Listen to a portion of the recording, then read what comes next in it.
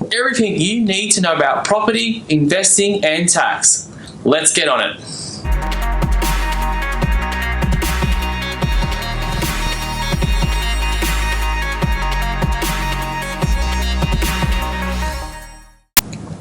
Hey guys, and welcome to this video for this month. This month we're concentrating on property and investing.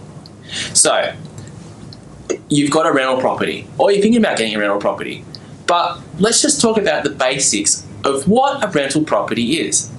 So, from a tax perspective, you are, I guess even from an income perspective, you collect rent, and it's your tenants who collect the rent.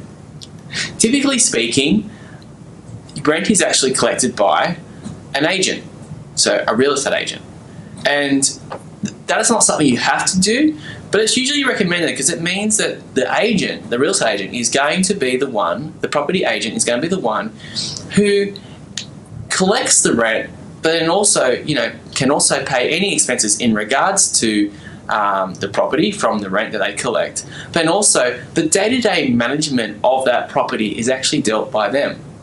And for most people, if you've got a full-time role and property is just not, your go-to job that you go to all day, having an agent look after those tasks in the investment property is actually well worth all the money spent to actually have them do that for you. So that probably leads to, how does a real estate agent charge for their time managing your property?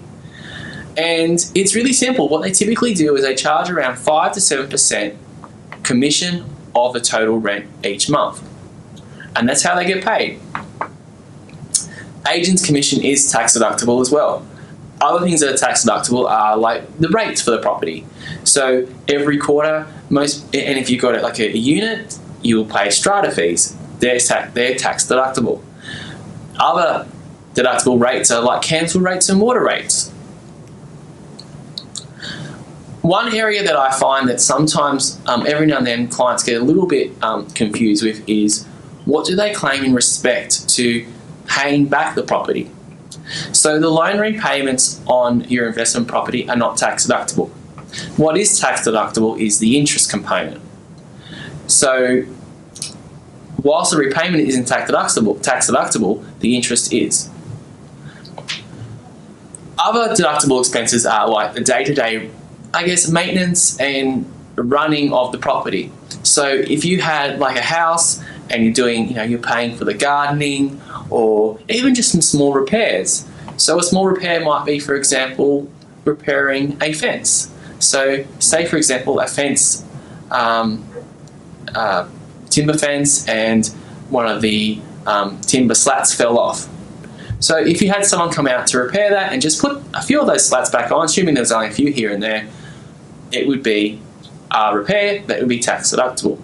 Or another example of a repair is, say for example, a cricket ball goes through one of the windows. So if you had to replace that window, broken glass, well, that would be a repair as well and be tax deductible. If I go back to the example of the fence, let's say for example that timber fence, it's rotted completely and the majority of the fence is just fallen over. If that is an example there, and we replace the whole fence. Now, unfortunately, when you replace the whole fence, that is what they call a capital improvement. And we wouldn't write that off as an expense straight away. What would happen is we would actually depreciate that expense over a number of years. So with a fence, because it's a capital works expense, it's actually claimed at 2.5% a year, or claimed over 40 years. There are other depreciable items that you'll spend money on in your property to improve it or to maintain it, which are not tax deductible fully in the year you make the expense. As an example, if you were to recarpet the house or the investment property, that there would actually be depreciated over 10 years. It's what we refer to as a capital allowance.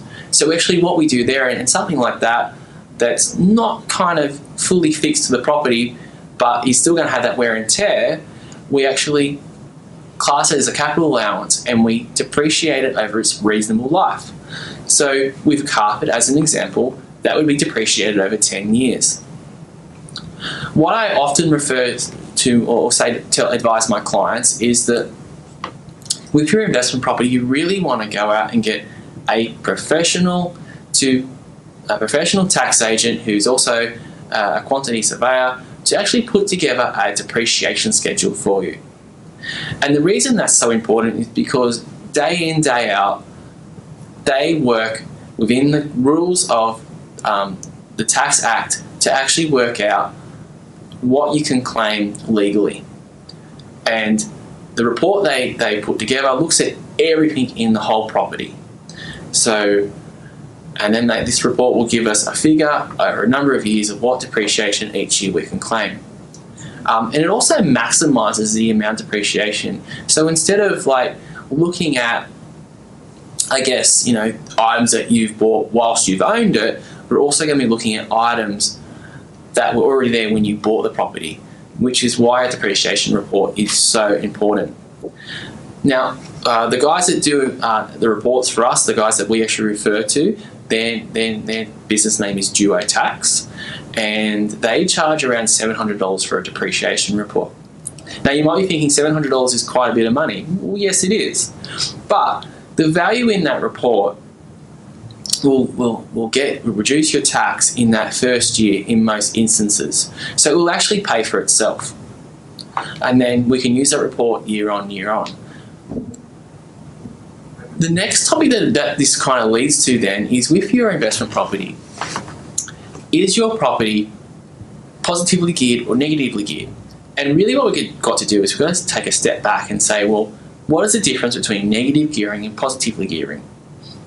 And just as a side note, we're actually going to have Diane, who's a property buyer's agent I know from Goody Property, to actually talk to us next week about that. But just very simply, negative gearing basically means that after collecting all the rent and paying all the expenses, you've lost money.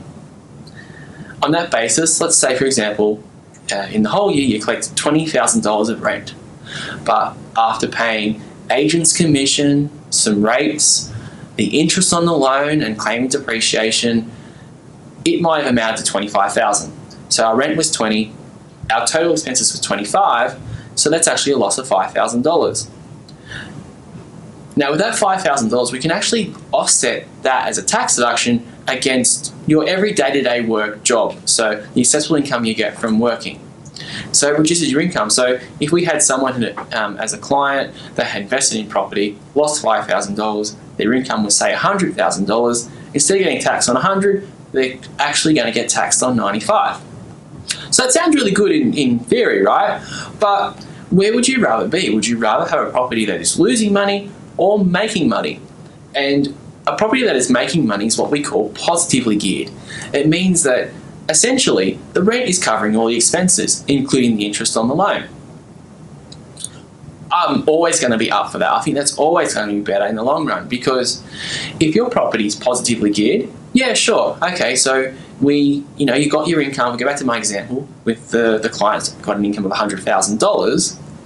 What's going to happen is, yeah, sure, we've got that $100,000 normal income from their job, and then also we've got now another $5,000 of income. But if their tax bracket is, say, in this instance, is 35%, well, and they had made $5,000, 35% extra tax, I guess, on top. But on the flip side, if you lost $5,000, well, I'll get that 35% maybe back as tax back for you. But as well, it means that also the difference between, I guess, there means that is it out of your pocket, that $5,000, 65%, you've actually had to pay for. So it's always going to be better in the long run to make money on a property and pay a bit of tax instead of losing money. So that's the very basics about a rental property. The other question we get as well is capital gains tax. And what is capital gains tax? So basically it's a tax that was introduced in 1985, and it basically stipulates that, hey, if you've got an investment property, what's going to happen is when you sell it, you're going to pay capital gains tax based on how much money you make. So if you bought a property, say 10 years ago, for $400,000 and you sold it today for $1 million, you've made, a simple calculation off the cuff, $600,000, right? Simple. But how we calculate this capital gain, it's not as simple as that. So there are many other costs when you bought that property, and that leads to us talking about the cost base of that property. So the cost base would actually be the $400,000 it cost to buy the property, say the stamp duty fees that you would have paid, if you use the buyer's agent, their fee, it would have been as well like legal fees. So all those sort of costs to buy the property is actually the total cost. So if, say for example, after all those expenses, the property costs $50,000 to buy on top of the $400,000, we'd say, okay, it's the total cost of the property is $450,000. So we take that $1 million that we sold it for, and then less the $450,000. But also on top of that, you would have had agents' fees to sell the property. So just to make my numbers easy, if say for example that total came to $50,000, it means that now actually you didn't make $600,000. After we take off the $1 million, less the $400,000, less the $50,000 to buy it initially, all those costs to buy it initially, and then the $50,000 to sell it, you actually made $500,000. So on that basis, you get taxed on $500,000, not $600,000.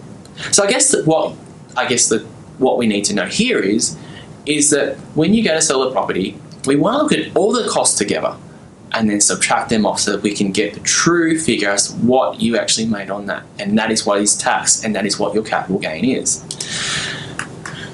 As an added complexity, if you've held that property for more than 12 months, and in this example I said 10 years, only half of the gain is taxable. So instead of paying tax on $500,000 at your marginal tax rate, you're actually only going to pay tax on half of that $500,000. So the $250,000. So 50% of $500,000 would be $250,000. So only $250,000 would be taxed at your marginal tax rate. And that's how capital gains works. So that's everything I've got today to talk about rental properties. Tune in for the rest of the month. We're going to be talking to some other experts in the property segment, and we want to deliver some information for you because I know a lot of people are actually thinking about where they're going this month based on some plans and going forward, and you might be thinking about property. So stay tuned because this is going to be some really good information that can help you buy the property. Lastly, if there's any information you'd like to get, because today was really sort of quick and basic, please feel free to get in touch with us at NGR Accounting and we can talk to you about what you're doing with property, what structures you should buy in, whose name you can buy it in. I've purposely not talked about that on the video today about who you should be buying the property with or what name you should buy the property in. And the reason I have not talked about that is because everyone's personal scenario or circumstances are completely different. So it'd be really hard to sort of cover that. But just very basically, look, I guess you could buy it in your own name, buy it in your name of another person. Then also you could buy it in like a company or buy it in a trust. But every vehicle that you buy it with has got a different reason behind it. So that's why it's important that if you are in a situation where you're thinking about buying a property, that rather than, you've got some really basic information here that will help you, but what you really need to do is actually reach out to an accountant and have a chat about what name you should buy it in. The one tip I would give you is before you buy the property, you really need to have a clear understanding about who is going to own that property. Because once you put their name on the contract, that's it. And you've settled and all that, you can't go changing names on property investment or the properties you own without incurring, an event where you sold the property. So you think about you'd be going through that whole capital gains event. And then also, if you're just transferring, say for example, your own name to a trust, you'd also be incurring stamp duty. Okay, so that's today's video. Some really basic stuff I've talked about. So just to cover it off again, we've talked about rental property, tax deductions, and capital gains tax. If there's any more information you'd like to get, please feel free to reach out to us at NGR Accounting. Thanks guys for watching, and subscribe to our videos, and let us keep you posted and informed about what we're talking about. And thank you for watching.